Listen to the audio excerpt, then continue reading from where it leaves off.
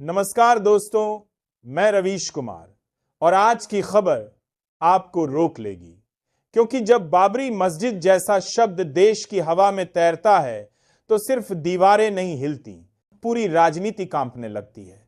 बंगाल में बाबरी मस्जिद की नींव रखने का ऐलान।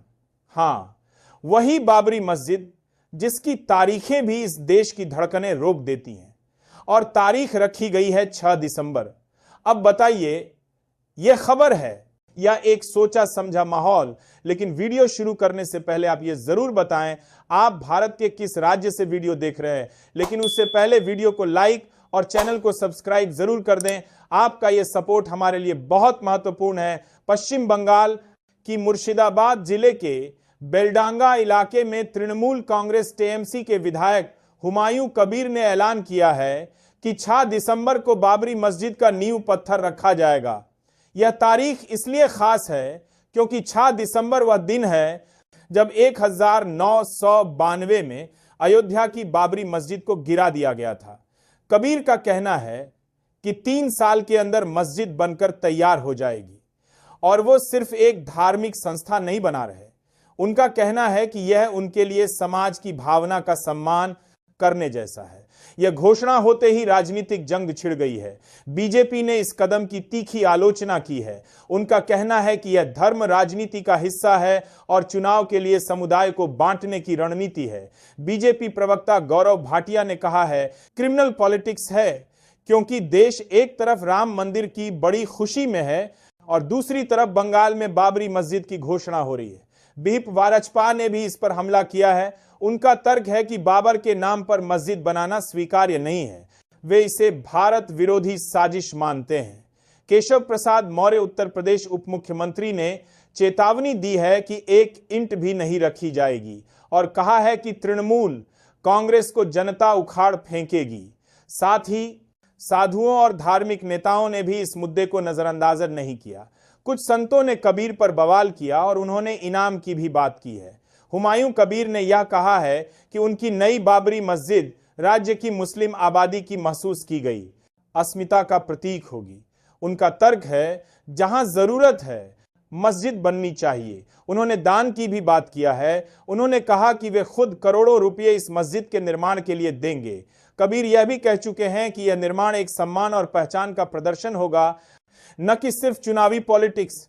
यह सवाल बहुत से लोग उठा रहे हैं, क्या यह सिर्फ धार्मिक भावना का सम्मान है या राजनीतिक वोट अपील की चाल? बीजेपी का कहना है कि यह कदम बंगाल विधानसभा चुनाव की राजनीति से जुड़ा हुआ है।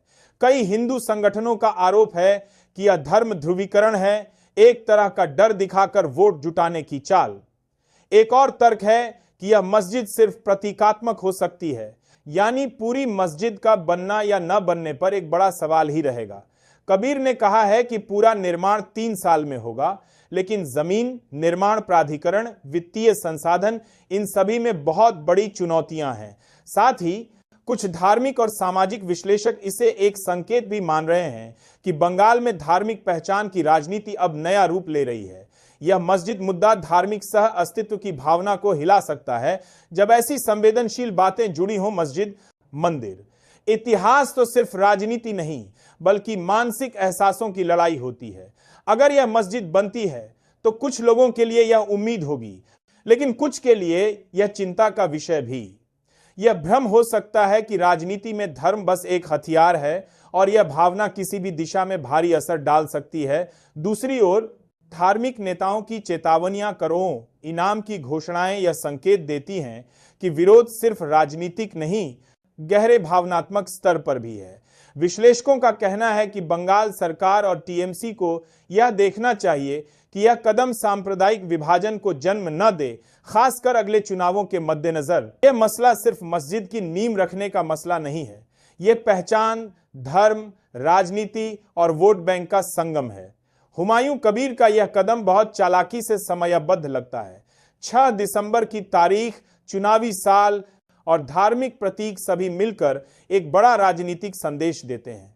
बीजेपी और अन्य सख्त संगठनों की प्रतिक्रिया यह दर्शाती है कि वे इसे सिर्फ धार्मिक भावना नहीं बल्कि खतरनाक रणनीति मानते हैं।